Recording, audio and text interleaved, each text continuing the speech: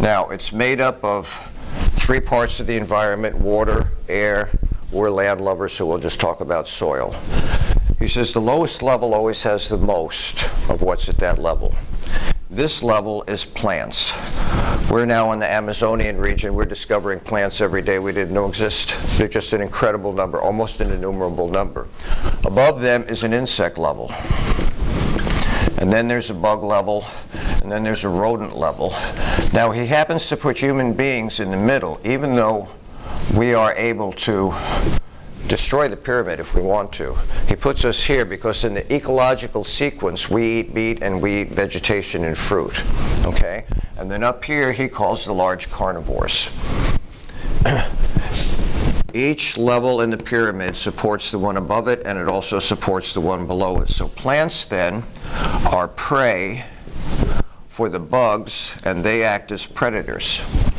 But bugs then, or insects I mean, also then become prey for the next level above this predator, and it goes all the way up the line. Now again, we have to kind of suspend that out for a minute until we get to the large carnivores that are just complete meat eaters. This pyramid maintains its balance because it's in a symbiotic relationship with everything above and below it. Symbiosis means everybody gets something out of it, but not necessarily an equal part. So you're born, you have 1 billion bugs on your body, little microbes, and without them you can't exist. Your flesh has to peel off every 7 days. You have 7 layers. It has to peel off every 7 days because another one is being reproduced under it. This goes back to somatic stems that we talked about in embryonic stem cell research. You also have 200 good bugs in your gut, in your digestive system, and they have to stay healthy. When you put food in your face, they emit an enzyme. And that enzyme helps you digest food. If they're not working right, you have digestive problems. We feed them, they feed us. It's a symbiotic relationship, okay? The pyramid is supported then by what he calls food chains.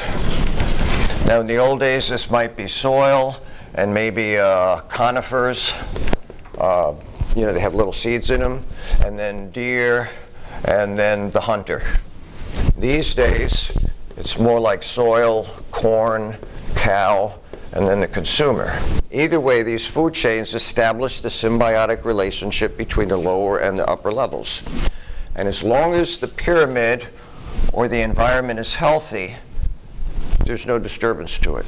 Periodically things happen, plagues happen. We had an asteroid strike that we think wiped out 90% of the life on top of the soil. Well, bugs rule, believe it or not. They came out and we think Darwinian started to reproduce, and he says therefore the pyramid reproduces itself if there's a breakdown in it somewhere, always from a greater degree to a lesser degree, but it also always falls into symbiotic relationships that keep it healthy. Everybody see that? So that's how he looks at the environment, and it's all based on energy exchanges of energy from the bottom to the top. As long as it maintains in symbiosis and it's a static relationship, the pyramid's healthy. If something happens to break down part of it or almost all of it, it will repair itself in time, given enough time. And if there's a major catastrophe, as long as there's something left over, it takes time, but it will slowly rebuild itself again. So that's basically what he says, or how he looks at the environment. It's a completely different way of looking at things. What it does then is it puts us in a relationship of interdependence with them. In other words, according to Leopold, we are the environment. Now, we have the unique position of being able to control the environment too. We can affect it, we can destroy it, or we can enhance it. So, let me explain that to you this way. Anybody know where we get glass from? Sand, melting sand. Okay, so sand, we have tons of sand. Not sure. So let's just use the European experience, Western Europe. So in order to turn sand into glass, we need a heat source. What would an abundant, easy to access heat source be on the land, like in Western Europe? Fire. Say what? Fire. How do you get fire? From what source? Wood. Wood's all over the place. Even down here on a sandbar, wood's all over the place. Okay, so they took trees and they would cut them down You ignite them, you get a heat source, you turn sand into glass. Wow, they had an unlimited heat source as far as they were concerned. Until they got rid of almost all the trees in Western Europe. There's one place now between Russia and Poland. It's called a Belarus forest. It's what we call a primordial forest.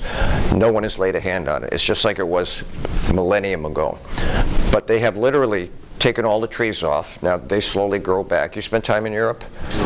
I spent time in Europe. It's amazing. They're big in. We used to go for walks in the Black Forest on Christmas Eve. So black in there. In fact, they took the military in there one day and they said, hold the jacket of the guy in front of you. If someone lets go, you're going to be lost. You cannot see your way out of it. It was that black. It just blew me away. And of course, some idiot would drop someone's jacket and we got lost. Well, we got flashlights, but you would. It was that dark. The trees will grow back. The problem is it takes time. We can cut down a tree. I used to counsel alcoholics and addicts for 13 years, and it finally just got too much for me. So I literally went out in the woods and cut trees for a year and a half. It takes about 30 seconds to cut a tree down. If you get really big ones, it takes a lot longer than that, but you can get them down in a heartbeat. It just doesn't take that much time. We were out there with virgin pine. You could take 2 or 3 guys and put your arms around them. You had to work at getting that down, but that came down. And you could begin to harvest that tree. It takes a lot longer for nature to regrow what we take from nature. And so what happened is, from Western Europe, we sent Chris out, supposedly to discover the New World. Well, he didn't discover the East Coast, but let's just, sooner or later they got here. And they landed on the East Coast, and what do you think they saw? Trees. If you've never been up north, man, there's trees up north. And so they had another source for food, for water. They ran out of trees eventually. The whole coast was just done. They moved further west, and they moved further west until they ran into the Mississippi River. And when they crossed the river, there was no more trees. It's called the Great Plains. What are we going to do for heat source now? One of them goes through the Northwest Passage and gets over to California and Canada, and they go, these are really big trees out here, okay? And so that's been our attitude when it comes to dealing with nature. There's more than enough of it. When they tell you we're running out of oil, I hate to break anybody's bubble, but they're lying to you. Oil is a carbon product. This is a carbon planet. There's tons of carbon in the planet. Oil is made under pressure.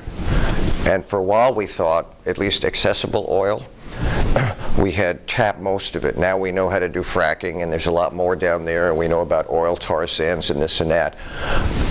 There's more pressure under the water than there is on the land. So if you go down in the water, now we're doing offshore drilling and we're finding incredible amounts of oil. There's always oil out there. There always seems to be more than enough. But the problem is, periodically, when we use too much at one time, we end up exhausting an area of resource. So Aldo says, one of the realizations we came to is as we grew in population, we took resources off the land too fast. This is not only trees, but plants and animals. And he said our attitude was there was so much of it, we just adopted an attitude of raping the land. I mean, there's always more, there's always more. Over time, we realized there's not always more. And so what we tried to do is repair the land. Now, I don't think you're old enough for this, but on Arbor Day, Tree Day, they used to give us these little booklets, and you put nickels in there, and then they'd have Arbor Day, and you bring it, and they'd say, oh good, now we'll buy a tree. You take a tree out, you put a tree in. But we were taking too many trees out and not putting enough back in. And so then we adopted this. This is our current attitude towards the environment, trying to replenish it. So if you drive up Michigan, it looks kind of like a mitt, and you go up I-75, it's really weird. As you look north, you'll suddenly see trees in straight lines like this. And when you get up here and you look to the right, you'll see they're in straight rows this way. And when you get up here and look back, you'll see they're in what trees don't grow in straight lines. In fact, trees don't even grow straight. They go wherever the sun is. When you're cutting lumber for lumber companies, you need 8-foot sticks. That's what the sidewalls are at homes, and then sometimes even longer. These are probably 12 foot up here, but this is made out of steel and concrete. Trees don't grow naturally that way. Well, remember how we manipulated the environment? We altered corn, wheat, rice so we could feed people? We know how to do this with trees now. So what we do is we have tree farms, and we can get them to go 30 feet straight up, Takes about 10 years to get them up that far, but now you have an entire forest. You can go and clear the land, and while you do that, you might as well do another one here and another one there. And so we're trying to replenish what we take out. It's still too fast. We consume faster than we can take it out. Up north, we would have what we call trout weirs farms. And you'd put the little babies here. When they got big enough, you keep moving them as they got bigger. When they got here, we'd bring the big water tank in, and we load it up with the fishes. We'd go out to the streams, and we'd drop maybe 1,000 here, 1,000 there, 1,000 there. They'd live for a year. They'd come back and spawn and die, and we'd replenish. We did the same thing with birds, with pheasants, and I always forget the other one. We'd covey them together. They'd grow in groups of 2, and we got them big enough, we'd take them out into the woods, and we'd put them out there and see if they could reproduce and survive. So our current ecological attitude is one of replenishing the environment. However, it falls short. So Leopold makes this interesting comment about us. He says, our relationship to the environment should be one of caretakers or custodians. We can put out fires. We can stop plagues. We can do amazing things to benefit the environment, but understanding that we also benefit ourselves. Therefore, he says, we should adopt an attitude of citizens of the environment. We're still superior in every way. And in order to do that, he says, we must adopt an attitude of respect. Now, that's a key word. Don't forget it, because when we get over to individualistic ethics, they're going to change the word. And I don't want you to be confused. This is all about facts. Question? No, sir. Okay. So our relationship to the environment, because as far as he's concerned, we're an integral part of it. Without the environment, look, our best effort has been to put 6 people off the rock.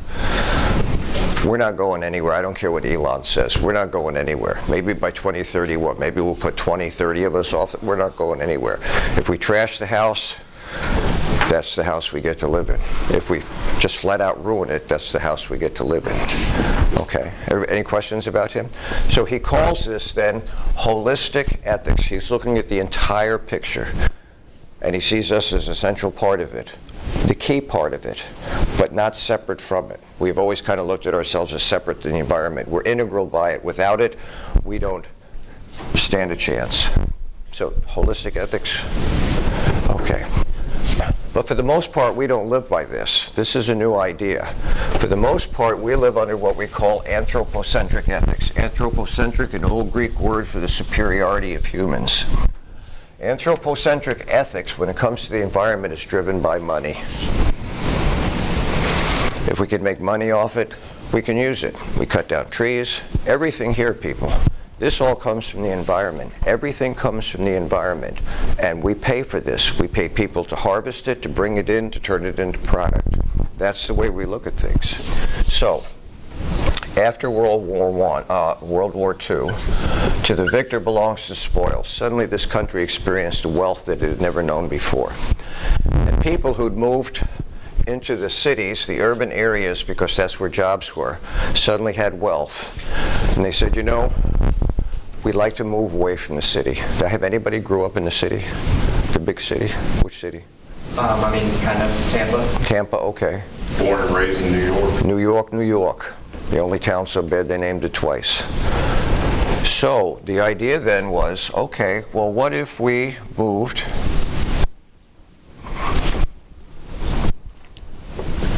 to the suburbs or suburbia, just outside the city? Well, that's fine, but you need a place to live. Interestingly enough, farmers used to farm land right up to the city. Why would they do that?